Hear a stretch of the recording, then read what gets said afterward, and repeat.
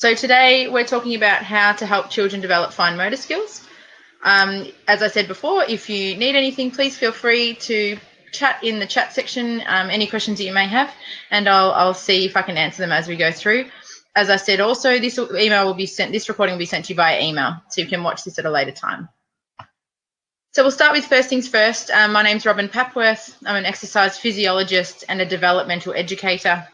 I started my qualifications working in neuro rehab, where I basically teach the motor skills to people who were like children. I started in aged care.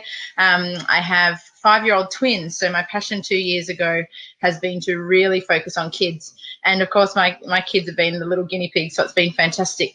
I'll chat to you a little bit about Hugh and Isla, my twins, as I go through, because they've been the people that I see the most. But I also work in primary schools, kindergartens and childcare centres throughout Melbourne. So I'll use a few scenarios of some of the kids that I help. And if you have any experiences, please feel free to share them, and we'll brainstorm and we'll chat about it as well. So basically, to become a developmental educator, I did my master's in disability studies.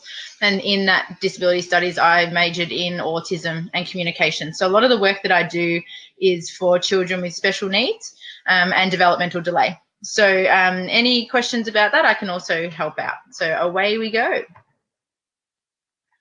Tonight we're going to chat about how children develop motor skills. We're going to chat about there's 3 specific stages of motor skill development.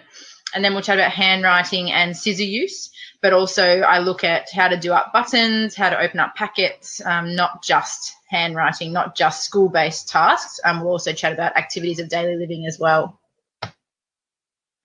So how do we develop motor skills? I always tell everyone that practice does not make perfect. If you have a look over here, you can see funny little branches. They're our neurons. We have billions of neurons throughout our body, through our brain, all the way to our fingers, to our toes, everywhere.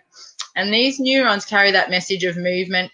It also gives us feedback. So, for example, when I go to pick up a peg, I don't know if you can see a peg here.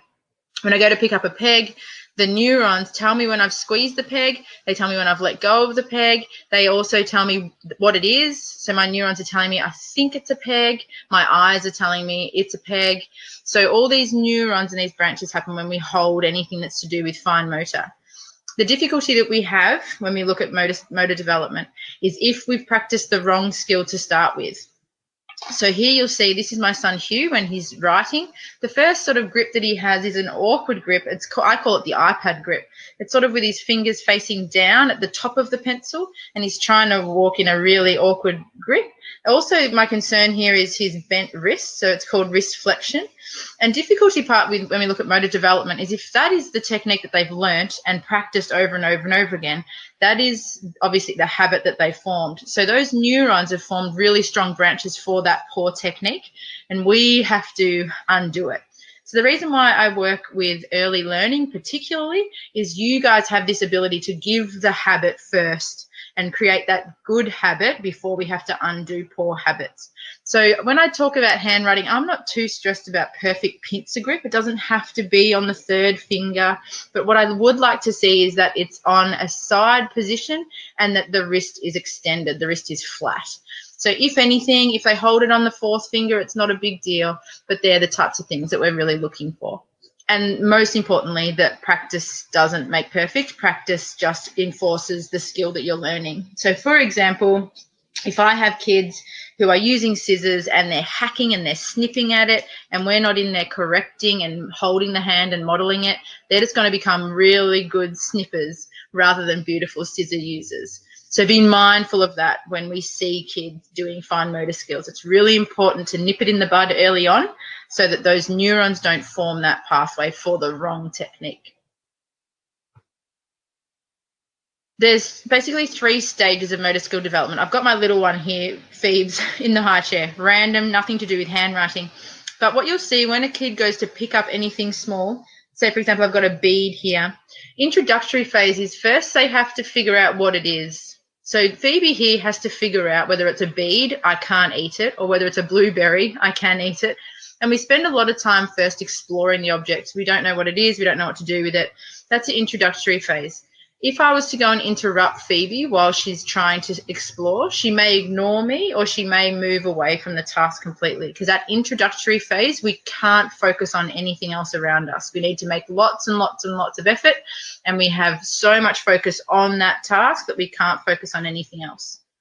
Progression is when we start to move along and start to get less distracted. So say, for example, I've got some tongs here and we pinch, pinch, pinch with our tongs. When I first pick up the tongs, I'm really slow and awkward with it. I don't really know how to use it.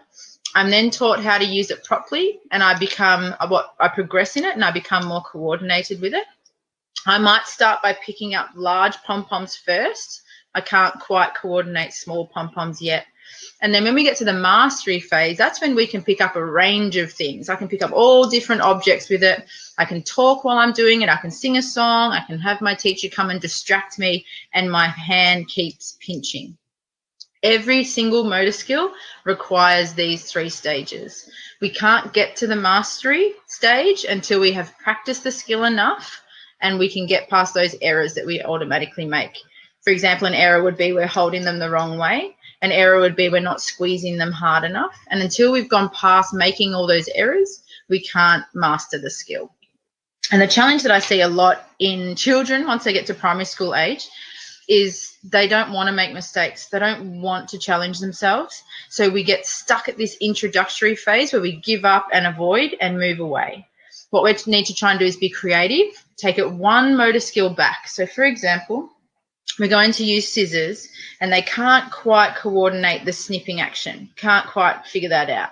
So get rid of the scissors because we start to avoid that task, and bring in another activity that requires the same motor skill, same pinching action on a side position, but not to do with scissors. It might be something as simple as bringing back a peg and doing the same activity, same motor skill, but with a different object until we get past that progression phase. Once we're confident with that skill, we can then reintroduce the scissors and we can get back to where we were.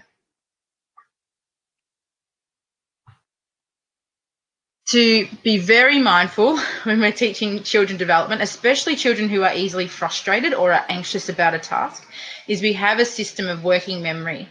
You may already know working memory. I tend to look at working memory in an adult. We can remember 5 to 7 things at the same time.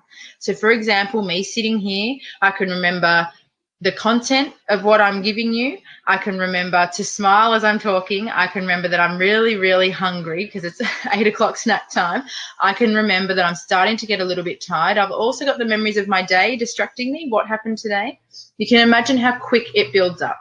Then I've got to remember how to use a stick, a popsicle stick, and how to use a peg, and I'm all used up. If I'm at the peg stage where I'm mastery level, it doesn't take up 1 of my working memory. But if I'm at the introductory phase, this peg activity could take up 2 to 3 of my working memory. So then you want to come and ask a question, or then I have to think I'm hungry, I'm thirsty, I'm tired, I'm anxious. I have nothing left to focus on. My memory's gone. So whenever we look at a fine motor skill, and it's a new motor skill for a child, we think of no distraction if we can. I know kids will be distracting, but minimal distraction. So only 1 object to 2 objects on the table, no visual clutter. We try and look at just focusing in on the child and getting the child to focus on the object. Don't worry about what Johnny's doing over there. Don't worry about what I'm doing. We're just focusing on the object. Ideally, we do anything challenging after we've been fed, we've had a little bit of a play, and we've had a really good drink. What I'm finding with a lot of children is their hydration is really poor. Their nutrition, as we know, isn't great these days. So all these things play a part when we're trying to use working memory and when we're trying to keep children onto a task. I'm just going to roll through it so we have heaps of time for question time at the end. When I look at handwriting, some people get really stuck in the pincer grip. I just want perfect pincer grip. Our focus really starts at the feet. It sounds completely strange, but it's how we work. If you think of you plant a brand new tree in your garden, we're not looking and caring for the top of the tree, the branches and the leaves. We're caring for the root system. Everything is strong. If we have a strong foundation of a root system, then we have a beautiful, strong tree. Our handwriting is exactly the same. So when, this is my little man Hugh again, when he first started writing, this was, I don't know if you can see my mouse, I'm sorry, but the first picture on your left was the image of him as he first went to draw. He had one foot in front of the other, tippy-toe feet, knees bent forward. He was leaning on the table because he didn't have the core strength to sit upright. And as you can see there, if you were to lean forward and start to write, all the pressure goes through your forearm. Your forearm sort of gets stuck on that desk, and then we don't have fluid movement of our wrist. So if I'm trying to move something around, I'm trying to move the bead around, if I've got myself stuck on the desk in a forward-leaning position, my hand can't move anywhere. It's stuck. So it always starts in posture. And yes, Helen, absolutely, core strength is fundamental. Couldn't promote core strength enough. I really need to do a webinar just on core strength. Core strength allows the ability for the body to sit upright. Core strength also allows the ability for the arms to move freely without the whole body wanting to move. Yeah, fantastic. I'll do a core strength webinar. Thanks for reminding me. Core strength is really our foundation. Without a strong foundation, we can't coordinate our limbs. And this is what I'm finding. I'll chat a bit about technology in a minute, but this is what I'm finding is children are really struggling with core strength. If you look at them in circle time, when we're trying to get them to cross their legs with their hands in their lap, they're leaning back on the ground. They're leaning on their friend because they don't have that foundation of core strength.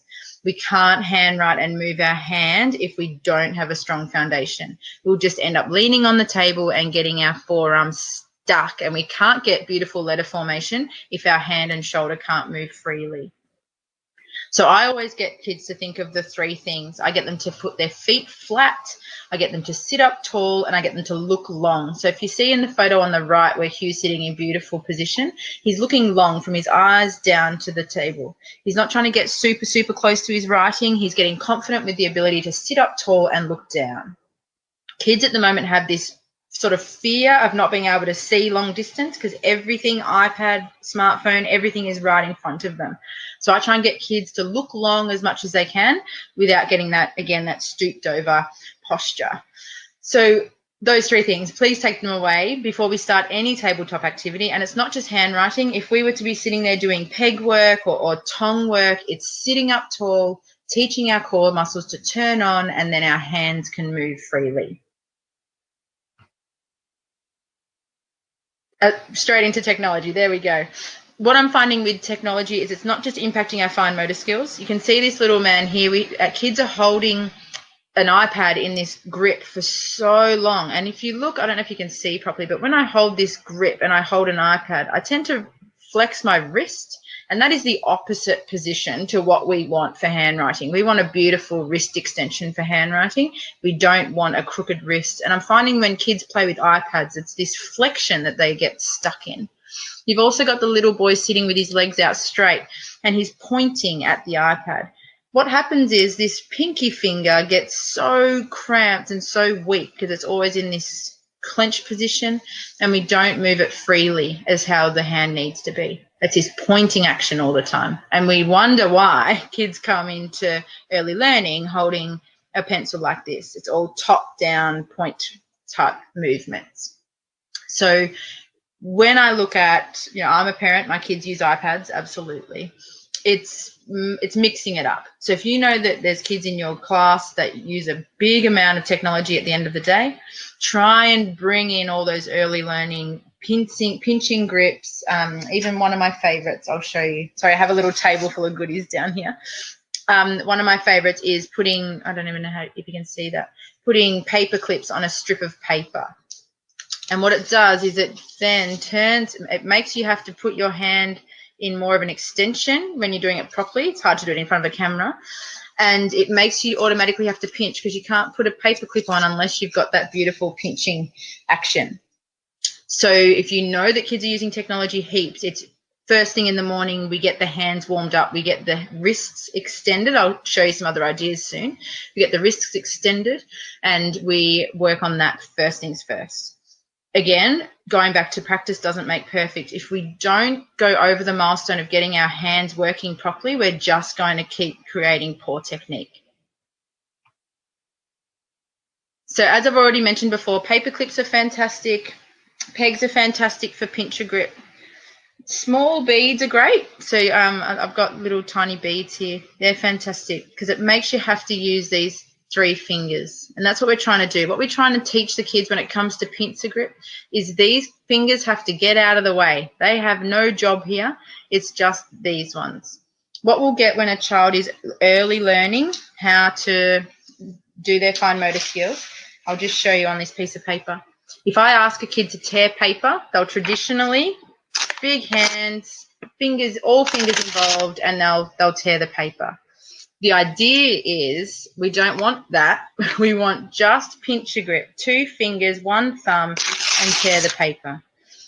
Try it again, try it tomorrow and see how many children, if you were to get them to tear a piece of paper, try and rip at it with all of their fingers. They're trying to involve these little tiny fingers because that's what we do on an iPad, but we want to get rid of those little fingers. Those little fingers have no role in when it comes to handwriting, doing up buttons, opening packets. So we always try and teach kids to keep them in. You may know this already. Yes, tweezers are fantastic medicine. Absolutely. Tweezers are great. You can start with the big tweezers. You'll find, I'll type it. There's Hummer bead tweezers. I'll just type Hummer bead. They're a little bit thicker than smaller tweezers. You can get kid-sized tweezers first. Try those first and then move down to smaller tweezers for kids. If you're having a kid who just can't seem to keep the little pinky out of the way, just when they're writing, make them hold a paper towel or something in their hand. So when they're writing, these fingers can't get involved. You have to use them for a different activity. So a little bit of paper towel will keep them out of the way. Just as an idea. And tweezers are absolutely, they're fantastic. When we look at anything to do with pinching, so I've just got my little man here. If we also do lacing, lacing's fantastic. I don't know if you can see here, so it's very hard. When we lace, we have, again, to have a small string, it's pincer grip. It puts you straight into that pincer grip. It makes you tuck these fingers in. We push it through, but to be able to do that, you have to be able to grasp the thread, but you also need to be able to release it. You need to be able to let go of it.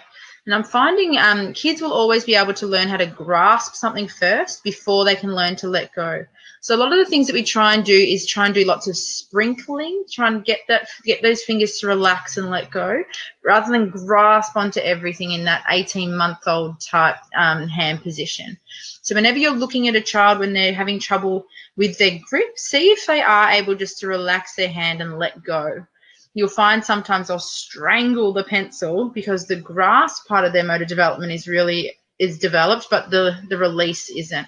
So again, things where we sort of hold a ping pong ball up and we drop the ping pong ball, or we make a fist or we make a big star. Trying to teach them the release component is really important. If I'm going too fast, please let me know. As I was saying before, wrist extension is crucial, crucial, crucial. What I do is I tend to, if you're in early learning, we do lots of like tea parties where we hold our hands out to carry a tray. You can see Isla here, she's carrying a tray of teapots. So I always get them to be waiters and they have to carry a tray. I also see who can be super strong and try and lift up the table. So they put their hands under the table and who can try and lift it up to try and get that wrist extension in their arms. Because it's not just handwriting that we need it for. If you look at the little girl trying to brush her teeth, when we're trying to brush our teeth, our hands need to be in the side-on position, but it's not going to work if our hands, it's a bit awkward if our wrist is flexed. We need to teach children to extend the wrist out so the hand has more movement and it's not stuck in this position. When I'm stuck in this position, say I'm brushing my teeth, it's my shoulder that does everything, where rather than the rhythm of my hand doing things. And you'll find the same in handwriting. If my hand's stuck in an awkward position, my shoulder will be doing the movement rather than the beautiful flow of my hand. So it's really important to get that wrist extension. Another one that we get kids to do is we just hold our hands out like this, and this is more towards my belly button. I'm just struggling to show you in the camera. But we hold our hands out about chest level and we just take our hands down and hold that position for 20 seconds. You can also get kids along a classroom wall just to push their hands into a nice stretch. When they're pushed like a push-up, they just hold that position. They can also stand up at their table and push down on the table, and you'll get that same stretch through the wrist extensors. really important for kids who are on iPads a lot of the time. So we want them to be able to stretch out those wrists, whether it's holding something in the palm of their hand or whether they're pushing against something. And again, it's for when we think of doing up buttons, we need to be able to do up buttons with a side lying hand. So if you see any kids that are holding their pencil in a crooked way and it's not beautiful sidewards, that's going to impact their ability to open packets, do up buttons, brush their teeth. So while people think of fine motor as let's just get them having beautiful handwriting, it's not just the case. We need to get the kids to be able to do those basic skills of every day. Scissors, I've got a little boy at the moment, he's in prep, and he's never touched a pair of scissors in his life until the other day when he had to cut out a shape. Now, I just want to show you a few things when we look at scissor use. So bear with me if you not needing this part, but it's really important for some of you who do. Scissors are a pretty unusual thing if you haven't seen them before. Lots of kids that I see get stuck with this idea of which thing goes in which hole. So sometimes, as I've sort of said before, go right back to the start of the motor skill. I spent with this little boy 20 minutes just putting down the scissors and picking up the scissors, putting down the scissors, picking up the scissors. Because getting him to put his thumb in the right hole was the barrier that we had to using scissors.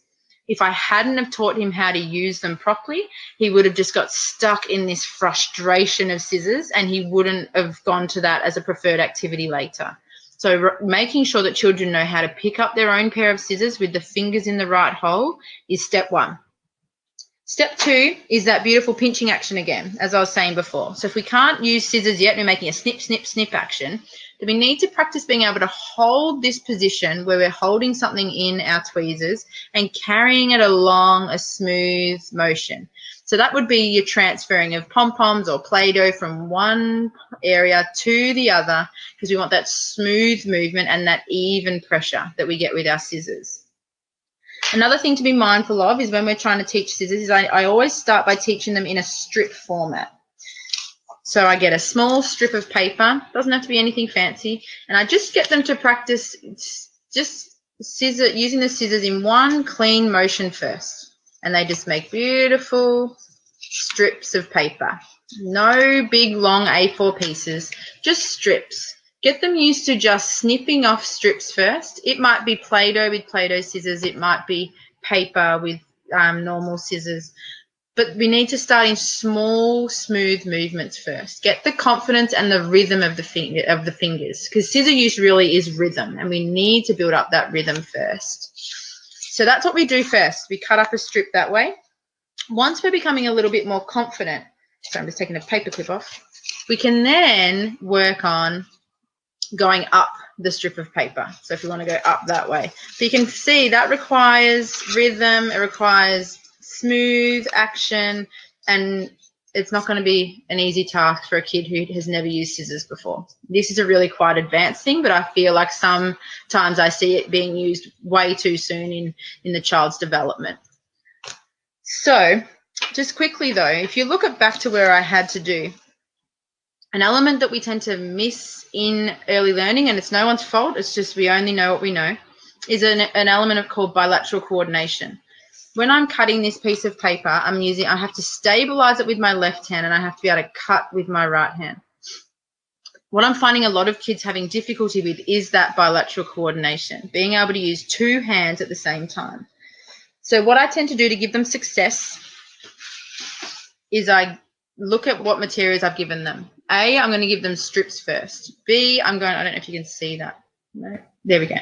B, I'm going to give them cardstock. So if you look at the floppiness of this versus this is quite floppy, I give them cardstock first. So while we're learning to use our hand, we use card first because gravity is not going to flap it everywhere. And we cut our small strips. We then go from cardstock to paper that is floppier. Ideally, we do Play-Doh first, but I tend to see with Play-Doh, kids just snip at it in unusual ways. But can you see the progression of it? Yeah, and it's really important to plan that progression so we're getting proper technique from the very moment that they pick up that pair of scissors. If they're in grade 2 and they're struggling with this whole concept of scissor use and you're seeing them snip and hack at it, go back to bilateral coordination. Can they pick up this is a thick popsicle stick, and can they put a peg on it and stabilize it with one hand and pinch and put a peg on it with the other hand? If they can do that, fantastic. Then I would go straight to the strip with the scissors and see if they can just cut small strips with the scissors.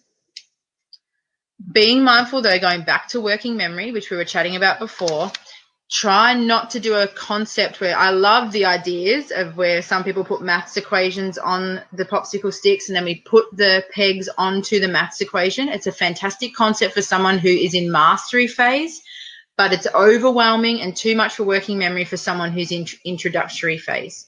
So just be mindful, the activity that you provide on this popsicle stick needs to be achievable for where the child is at with the motor skill. So I'm just going to read Madison's question quickly.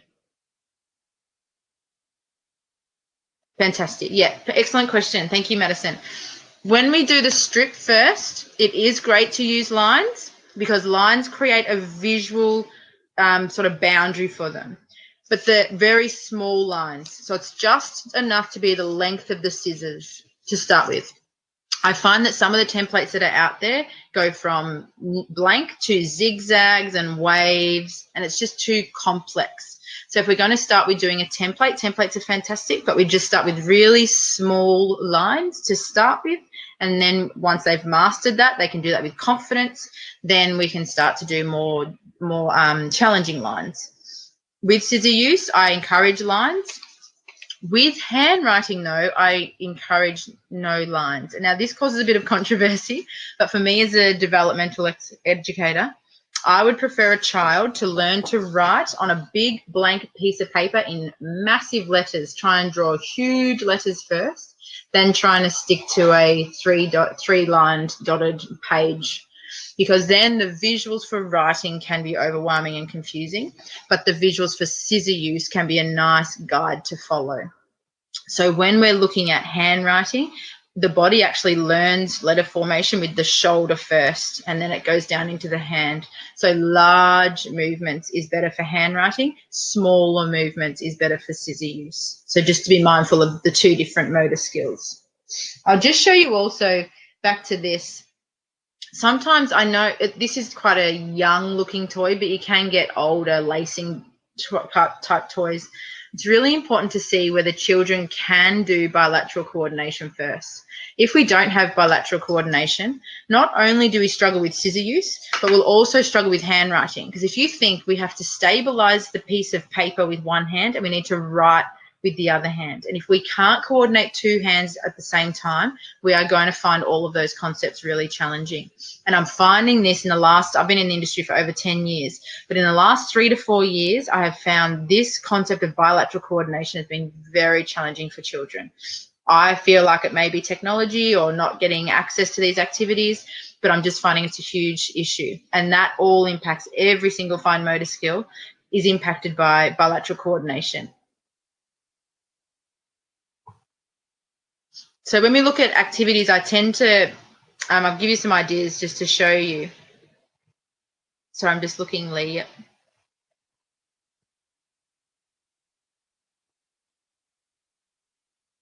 Yeah, absolutely, Lee. So, and it's all child dependent. A child who doesn't like to make mistakes, we would avoid lines because it can build up anxiety, and you'd know your student who would find that really overwhelming.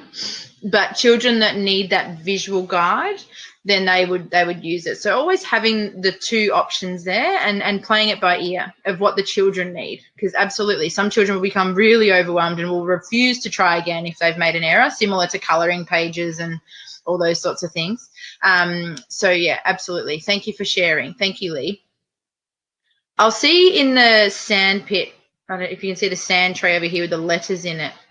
What we sometimes can do when we want to stimulate our hands is we tap into the senses. So I use different sand, rice, popcorn kernels, oats, and I hide letters and numbers underneath. So the hands need to search through the tray and find objects. And it's a skill that's really important for using our hands because it teaches our brain where our hands are, and it gives that feedback back to our brain that I was talking about before when we do a motor skill. Without that feedback coming back of where our hands are, what it feels like, what we think the object is, then the hands can't be coordinated properly. Another thing that I'm finding with some kids, especially 3-year-old level, is they're still stuck in that difficulty of object permanence. So if we hide things underneath the sand, they haven't quite developed that skill of knowing that there's something underneath there. If we don't have that ability of object permanence, then we find classroom environments very overwhelming. Because say, for example, the teacher moves behind the whiteboard and you can't see the teacher, we've lost that developmental level of knowing, oh, the teacher's just behind the whiteboard, she'll be back. So you find these kids get super anxious because they have this object permanence issue where, for example, I hold up my piece of paper and my scissors are gone, they don't exist. And then they're out and it's sort of, whoa, where'd that come from? We also find if we don't have object permanence, we lose our pencils, we don't know where our bag is, we can't find our hat. So hiding things in places, getting the hands to find them is hugely important for fine motor skill development. Other things that we do is standing up activities. So you'll see the little girl here where she's got a cotton tip. Oh, sorry, I think it might be a really tiny paintbrush. She's got a tiny paintbrush and she's wetting the letter formation. So she's getting letter formation. What I love the most about this activity is she's standing. And the reason why I know that she's standing is straight away as we stand or lift our arm above shoulder height, we automatically get this wrist extension, especially also because she's not leaning on the blackboard. When we lean on the blackboard, we can get a bit lazy and we can get into this wrist flexion. When we're hanging off the blackboard or the whiteboard just a little bit and we're tracing over letters, we have this fantastic wrist extension. We can't get stuck on a table in that forearm position. And wonderful, wonderful, wonderful for wrist extension. So any standing activities where they can draw, paint, bead, anything, we want them to be standing with their hands above their shoulders, doing a fine motor activity, starting with large muscles first. So, for example, for this particular girl, I would actually do really big letters, crossing the midline with super big letters, and then we'll go from there. But seeing the wrist extension is what we're really looking for.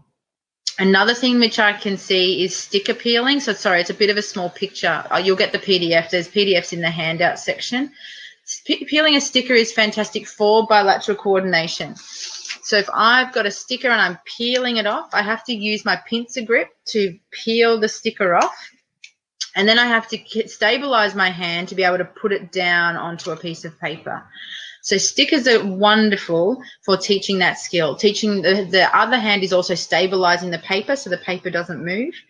Fantastic skill to try for kids. You can put letters on the stickers. You can put maths equations on the stickers. It's just getting them to use two hands at the same time. Tearing is wonderful as well, as I said before, because tearing, especially when we're doing small pieces of paper, we have to use our pincer grip to be able to tear paper. And tearing paper is also, there's wonderful studies on tearing paper for anxiety. So if you have any children with anxiety, tear paper. It's great for mindfulness. It's actually very calming.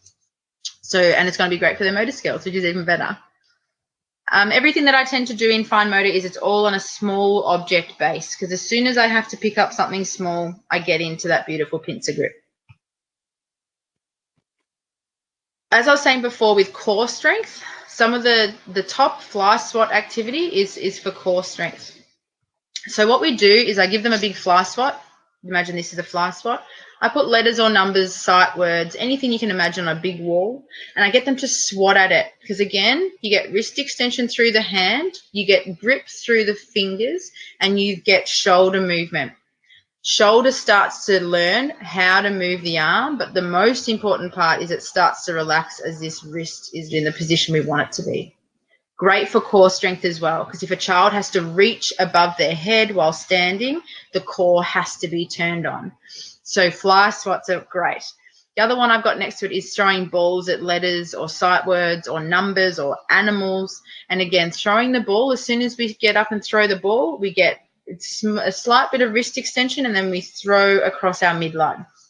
So all these activities are great. They're not necessarily fine motor activities, but the fine motor muscles can't learn without strong core strength and really good shoulder stabilization. You need the shoulders to be stable and strong to be able to move our arms. The one over here you can see with the letter A, that's just sprinkling. So what I do is I fill up little cupcake trays and I put rosemary, lavender, I think some of them is cornstarch, and I put a little essential oil in there. Again, it's getting the senses, it's teaching the brain feedback about the fingers and teaching this sprinkle action. When I'm sprinkling, I try and, again, keep my two little fingers out of the way, and it's learning that release movement. Again, kids don't know they're doing it. Kids just think that they're playing, but it's so important for their motor development. Of course, most people know about Lego blocks. Lego blocks are great for bilateral coordination. Lego blocks are also great for targeting. You have to meet them together. And, yeah, so there are a few of my favorites for literacy. I've got a few here for maths, lots of counting, lots of small objects. Again, lots of sprinkling, lots of tongs. And it's just creating it in a way that is of interest. So I have quite a few boys on the autistic spectrum who love trains, and they have a great grasp movement with trains. So they use all of their fingers, but I've got the tiny mini trains that they have to use where they can only fit their two fingers. Or I get the trains to have to collect different tokens where the train drives along, they have to collect the token to try and get them involved in the activity. So I use lots and lots of trains, lots of toy cars to try and get them interested. So the last slide here is just summing up how we can catch these kids up. So large movements first, as I was saying. Break everything down into the smallest component of it. Get them to master the first step first, and then we can progress them on, rather than throwing them in at the task that we're trying to get. And the challenge for you guys as teachers at the moment is the level that you're typically getting in school is lower than what you would expect. So, for example, I had a preppy teacher today, a graduate teacher, and she was so overwhelmed that there was children in her grade, 9 children in her grade at 2 to 3-year-old developmental level. That's tough. So the plan that she had for her children, for typically 5 to 6-year-olds, was 2 to 3 years above where they were at. Most of these children don't know their name, don't respond to their name. Most of these children don't, when I ask them to point to your nose, can you find your ears, can't find their own body in space. But the task was to draw a face of the principal. Hard job. They don't even know where their own facial features are, let alone be able to apply that to paper, let alone be able to hold a pencil properly. So it's just mentoring your team and thinking for yourself and understanding that frustration that you get when you want to set a level where you expect them to be, and the children we're finding just aren't at that level. So bringing it back 2 to 3 years to start with, and know that you can progress them up to where they need to be. And that's all through increased opportunity to practice. It's giving them the level that they need. So even in grade 2, you may be looking at pre-kinder level activities sometimes to catch them up to where they need to be, and always reward effort. It could be verbal praise, well done, that's fantastic. It could be, okay, you need a sensory break now. It could be a range of different rewards, but just give them that acknowledgement for the hard work that they've put in. So you've listened to me talk a lot. Thank you again so much for coming. Any questions, please feel free to type away, and we've got some time for questions. That's the basics of it. So we always start at the very beginning of a motor skill, and just be sure to know that I'm sure you're planning amazing activities. This is just to tweak them a little bit.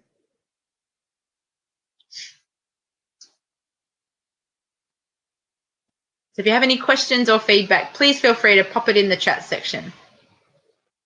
Thank you, Heather. Thank you very much.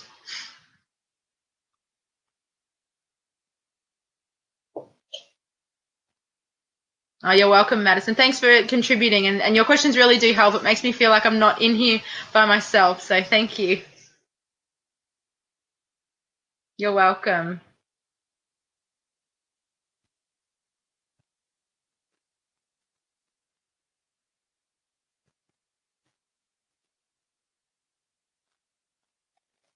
Thanks, Karen. Thank you.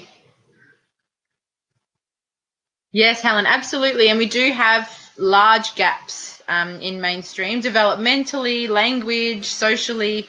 So it's just trying to give an activity that they can all progress from. So say, for example, tearing paper. You might have some that they just tear the paper. That's their strategy for the day. You might then have other children who tear the paper and apply it to a sight word, or they tear the paper and they make a beautiful collage. It could even just be while we're sitting in circle time, that child who is delayed in their fine motor skills just tears paper during circle time. If the whole class had to, during that moment of circle time, tear paper while they're listening to it explicit, it's going to give them the therapy that they're not getting anywhere else. And it's not trying to achieve all of this in one day. It's just knowing a tiny little strategy every day for 2 to 5 minutes is going to make a massive difference to their development.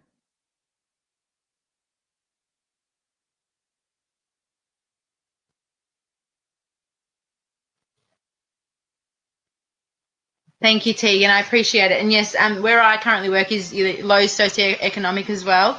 So it's challenging. It's rewarding when you get there, but at the start of every year, it's very challenging. And the expectation of teachers now to reach data levels and to reach NAPLAN is very overwhelming. So please know that you're doing the best that you can do, and share this knowledge as far as you can. That sounds great. Thank you, Heather. Heather is, for those of you who don't know Heather, Heather and I run amazing music and movement workshops. We have one coming up in Ferntree Gully, and we have one coming up in Altona, where we talk more about developmental delay, how we use rhythm to improve motor development. So if you're interested, let us know. And of course, we'll be doing more webinars. So I'll have a core strength webinar coming up, and I can get that all out to you. My email address is along the bottom, so if you need a certificate of completion, please feel free to let me know. Actually, I've just noticed my email isn't there, so I'll give you my email, and I can let you know when other things come up, and of course send you your certificate. So for more fine motor activities, Charlene, of course, you can find them online. There's amazing programs out there. I have a fine motor ebook on my website. Feel free to contact me, and I can give you some more ideas.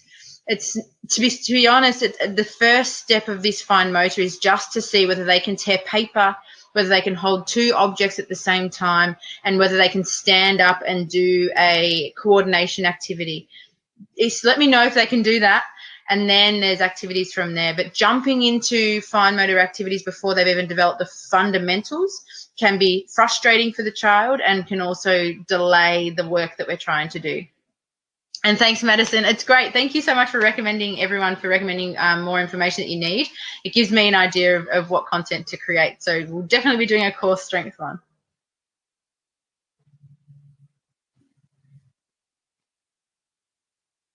So just at the top, I'm hoping you've all seen the handout section. There's a PDF there that has all the notes. And if you need as I said, if you need a certificate, please let me know. If you need any more information, let me know. If you have any more ideas of what webinars you would like, I can send out the link to you. I have a channel on Big Marker, that's this webinar software. So feel free to follow me, and you'll see all upcoming webinars. But I wish you all a fabulous night. Thanks again for joining me. And any questions, let me know. My email is robyn@theneurorehabnetwork.com.au. And please, if you can, share your experiences on Instagram. My tag is Robyn Papworth. Thank you, everyone.